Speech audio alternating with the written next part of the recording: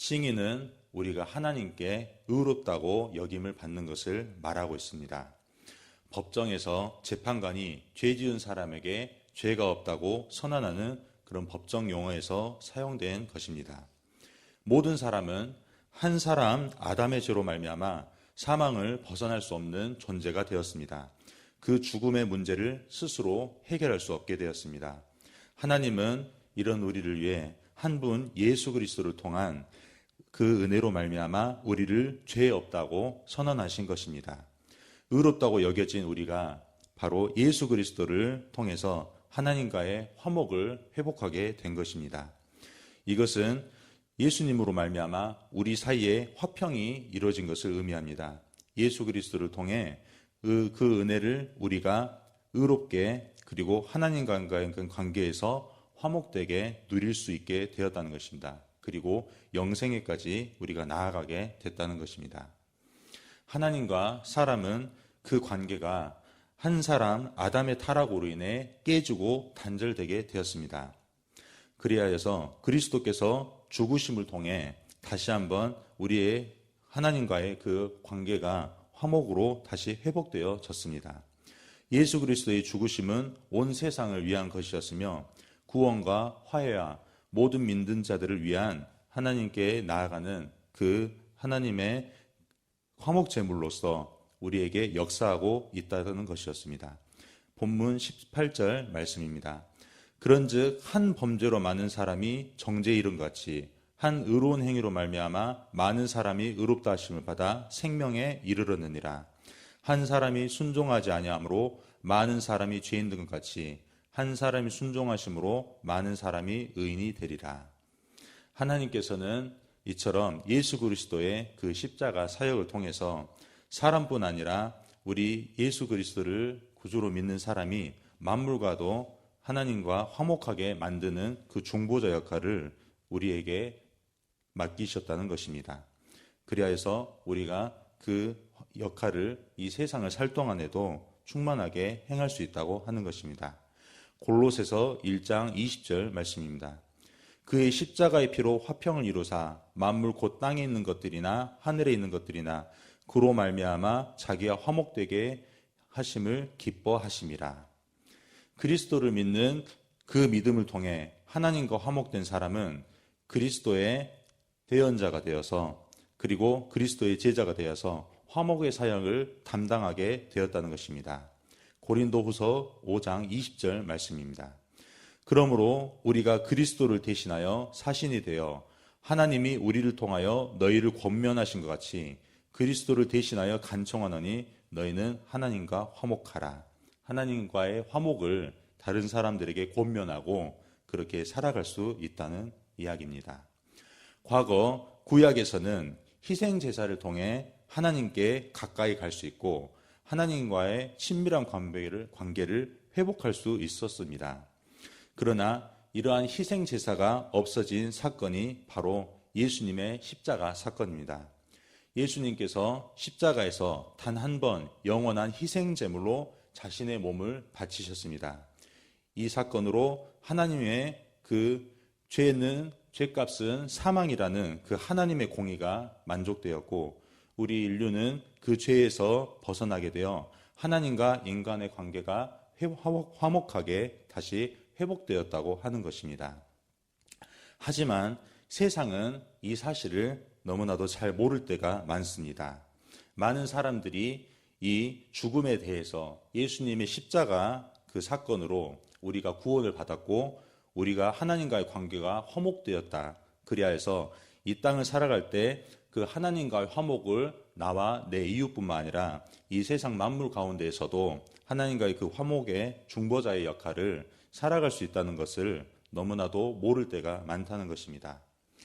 유시민이라는 작가는 잘 살기 위해서는 어떻게 잘 죽을지 생각해 봐야 된다고 그의 저서에서 이야기했습니다. 그는 자신의 책에서 이렇게 말했습니다. 모두가 알고 있듯이 살아가는 지금 이 순간도 사실은 죽어가고 있다. 가령 내가 30여 년을 살아왔다면 내 인생의 수명에서 30여 년은 이미 죽은 시간이 된다고 그렇게 이야기하고 있습니다. 유시민 씨가 이해하는 인생의 시간은 점점 시간에 따라 죽는 시간이 누적되어져서 마침내 죽음으로 꽉 찬 그 시간만이 남는 인생이라는 것입니다. 그 죽음으로 채워지는 시간을 살아가는 나름의 비법을 또 자신의 저서에서 소개하고 있는데 바로 거리감이라는 것입니다. 세상에 대해서, 다른 사람에 대해서, 내 자신에 대해서도 많은 기대감을 가지 않고 적당한 거리감을 둬야 된다는 것입니다. 자신이 좋은 사람들을 또 사랑하고 자신이 좋아하는 것들을 그렇게 행하고 여러 가지 좋은 것들을 누림과 동시에 그것들에 대해서 무조건적이고 절대적으로 의지하고 사랑하지 않는다는 것입니다. 예수 믿는 그 사람, 그리고 사랑으로 가득 차서 이 삶에 대해서도 하나님께 나아가는 그 담대함으로 이 세상 가운데 담대하게 나아가 사랑을 전하는 그리스도인과의 삶과 너무나도 대조된 이야기를 하고 있다는 것입니다. 그리스도인은 이와 같이 이 죽음에 대해서 그리고 삶에 대해서 전혀 다른 이야기를 하고 있습니다. 고린도후서 5장 1절 말씀입니다. 메시지 성경으로 읽겠습니다. 예컨대 우리의 몸이 장막처럼 무너져 내린다면 하늘에 있는 부활의 몸, 사람이 손으로 지은 몸이 아니라 하나님께서 지으신 몸이 대신하리라는 것을 우리는 압니다. 우리는 그 천국을 기대함으로 아주 힘차게 살아갑니다. 여러분은 우리가 고개를 떨어뜨리거나 꾸물거리는 모습을 볼 수 없을 것입니다. 현재의 답답한 상황도 우리를 넘어뜨릴 수 없습니다. 그것은 장차 다가올 풍성한 삶의 조건을 상기시킬 뿐입니다. 우리가 믿지만 아직 눈에 보이지 않는 것, 바로 그것이 우리를 전진하게 합니다. 아멘. 인생은 점점 생명으로 가득 채워지는 시간이라고 하는 것입니다. 죽어가고 있는 것이 아니라 생명이 죽음을 삼키고 있다는 것입니다. 생명 안에서 우리가 왕 노릇을 하고 있다는 이야기를 하는 것입니다. 본문 17절 말씀 한번 읽겠습니다. 한 사람의 범죄로 말미암아 사망이 그 한 사람을 통하여 왕 노릇하였은즉 더욱 은혜와 의의 선물을 넘치게 받은 자들은 한 분 예수 그리스도를 통하여 생명 안에서 왕 노릇하리로다. 아멘. 우리는 은혜와 의의 선물을 넘치게 받은 자라고 이야기했습니다.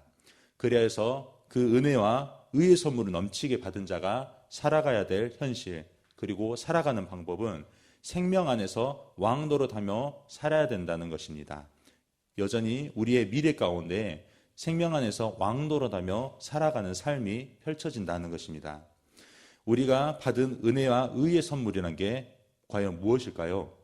오늘 본문 17절을 현대인의 성경으로 제가 한번 읽겠습니다. 한 사람이 지은 죄로 죽음이 사람을 지배하였으나 하나님의 풍성한 은혜와 의의 선물을 받는 모든 사람들은 한 분 예수 그리스도를 통해 생명을 얻게 되었습니다. 바로 생명이라는 것입니다. 하나님의 은혜와 의의 선물은 우리가 여전하게 당연하게 살아가고 있는 이 삶을 유지하고 있는 하나님으로부터 비롯한 생명이라는 것입니다. 예수 그리스도의 은혜와 의로운 행동을 통해서 주어진 생명이 바로 십자가와 부활을 통해서 주어진 생명입니다. 곧 부활 생명이라는 것입니다. 그러므로 은혜와 의의 선물을 넘치게 받은 자란 예수의 부활 생명을 가진 자라는 것입니다. 그러므로 이제부터 부활 생명을 가지고 왕 노릇하면서 우리가 살아가게 된다는 것입니다. 죽을 사람처럼 거리감을 두면서 여전히 세상에 해결되지 않는 그 죽음의 문제 가운데 적당히 좋아하는 것은 좋아하고 또 내가 거리를 둬야 될 것은 피해가며 소극적인 인생을 살 필요가 없다는 것입니다. 21절 말씀입니다. 이는 죄가 사망 안에서 왕노릇한 것 같이 은혜도 또한 의로 말미암아 왕노릇하여 우리 주 예수 그리스도로 말미암아 영생에 이르게 하려 함이라. 아멘. 결국엔 사망의 문제에서 해결된 우리가 하나님의 결론에 이르게 됩니다. 그 결론은 바로 영생입니다. 그 영생을 지금 이 시간에서도 우리가 살아감으로써 사망을 이긴 왕 같은 통치자의 인생을 우리가 살아갈 수 있다는 것입니다. 이를 위해서 하나님께서는 우리를 계속해서 부르십니다. 누군가 나를 불러준다는 것은 믿어준다는 것입니다. 그리고 여전히 신뢰한다는 것입니다. 하나님께서 이 새벽을 깨우는 자리에 그리고 내게 맡겨진 역할과 사명에 있는 그 자리에 오늘도 계속해서 서게 하십니다. 우리를 부르신 하나님께서 우리에게 주신 생각을 하면서 그렇게 우리는 살아갈 수 있다는 것입니다. 내가 이 기대 넘치는 생명의 부활 생명의 삶을 살고 있는데 내가 맞닿은 현실은 오늘 또 이렇게 펼쳐지고 있습니다. 어제와는 다른 이 오늘 하루가 나에게 어떻게 살아가야 될 것입니까? 이렇게 하나님께 물어보면서 우리가 살아갈 수 있다는 것입니다. 나로 하여금 하나님의 하신 일을 생각나게 하는 그 성령 하나님께 우리는 묻고 살아갈 수 있습니다. 예수를 부활시킨 그 성령님, 그리고 예수께서 하늘로 이렇게 올라가실 때 우리에게 남겨주신 이 땅의 성령님께서 하나님께서 하신 일들을 알려주신다는 것입니다.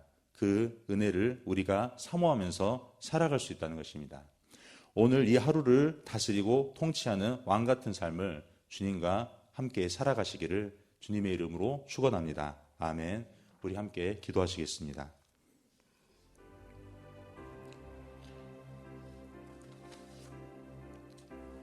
오늘 새벽에 주신 말씀을 묵상하면서 함께 기도하시겠습니다. 성도님들의 가정과 직장을 위해 기도합니다. 대학 청년부를 위해서 기도합니다. 학업과 직장과 이성에서 복음을 경험하도록 대학 청년부 한 명 한 명을 위해서 기도합니다. 모교 합심 기도회를 위해서 기도합니다. 교회와 성도들을 위해 기도할 때 문제보다 크신 주님께 집중하도록 기도하시겠습니다. 샤인 코스를 위해서 기도합니다. 게스트와 성기미들이 하나님의 은혜로 이 샤인 코스의 성령 충만함으로 참여하여서 복음을 경험할 수 있도록 함께 기도하시겠습니다. 담임 목사님의 건강과 성령 충만, 사모님과 자녀들을 위해서 기도합니다. 성령님의 인도하심을 따라 하나님께서 주신 말씀이 주인되어 교회를 이끄시게 해달라고 기도하시겠습니다. 대통령과 나라와 민족을 위해서 기도합니다. 해외 선교하시는 조학현 선교사님, 캄보디아에서 사역하십니다. 광신대학교를 위해서 기도합니다. 시설 관리자들에게 지혜와 체력을 주셔서 시설이 잘 관리되어지도록 우리 함께 기도하시겠습니다.